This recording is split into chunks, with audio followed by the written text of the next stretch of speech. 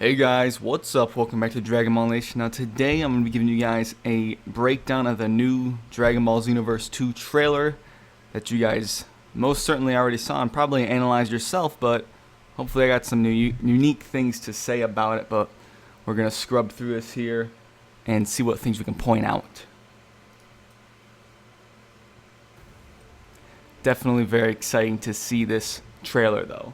We have a new hub world still directed. It says directed by Dimps, but I'm assuming they're still developing the game. We have a new hub world. We're not sure what this is yet. Maybe this is another part of Toki Toki City. Looks like you can. It could have been part of a cutscene, but looks like you can maybe fly around the city. Now, I'm not too sure yet. Obviously, he's up there looking upon the whole, maybe not the entire hub world, and that could just be a backdrop to it. But it looks like it might be a lot more free roam-esque in the hub world. So that is going to be very interesting to see, and maybe that's where you find different parts of maybe side quests and stuff to take quests from other people. Obviously you would do that in the hub world in general, but maybe there'll actually be like quest givers, or we had that in Xenoverse 1 a little bit, but there wasn't too much of it. You'd go to Trunks and he'd give you a new parallel quest to go see. But if we scrub back a little bit here, should see, we'll see coming up, he's flying through, and this could be a cutscene, and then we have some more created characters. Looks like we have a lot of the same options, if not all of them, from Xenoverse 1, and hopefully it's expanded upon. And someone in my initial reactions to the trailer point out that it would be cool if we could transfer our save data from the first game to this one, which I think would be a really welcome addition. Maybe not, you know, just the character, not necessarily the level, but the character customization, I would say, would be a great thing to transfer over.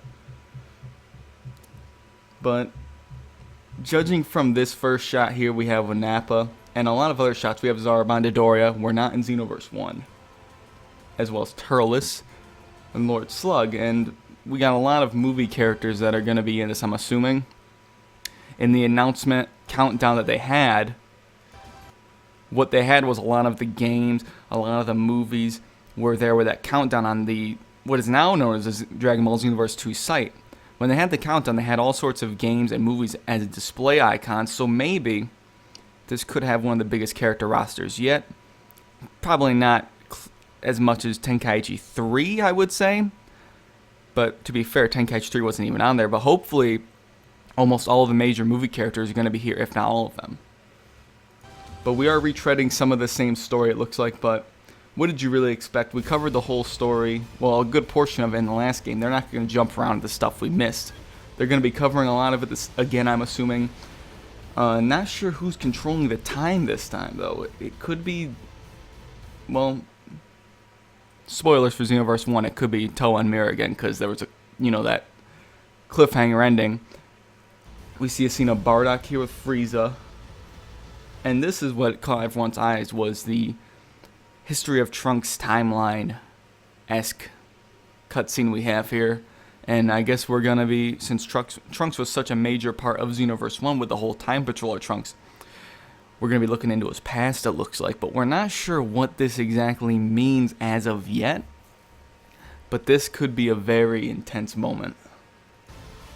And I want to touch on the cutscenes here in a moment.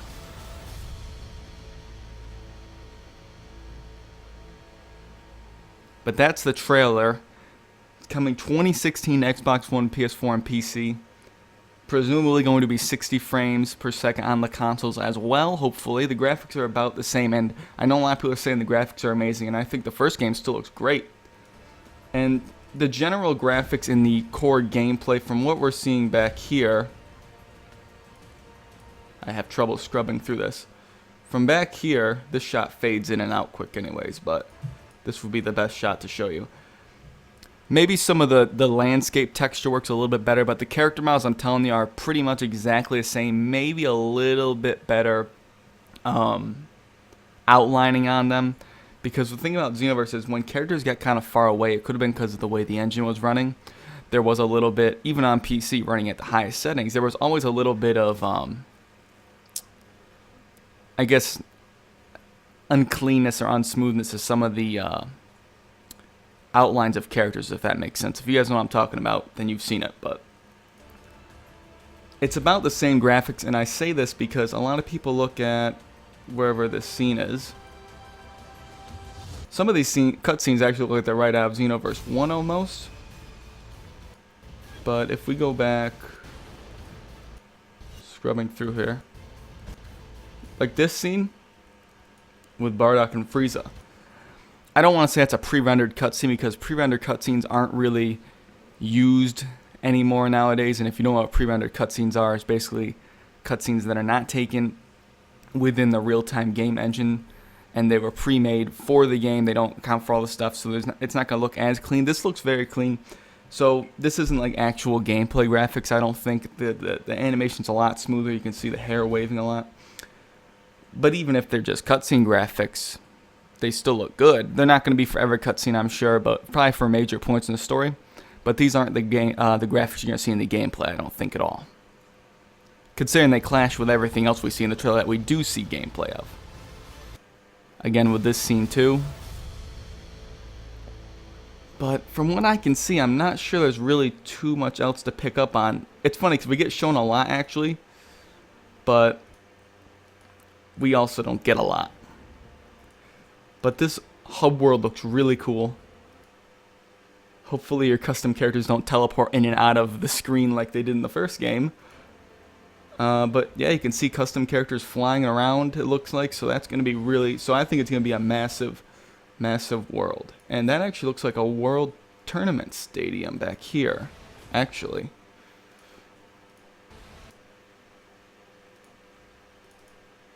That looks like almost a world tournament stadium, I think.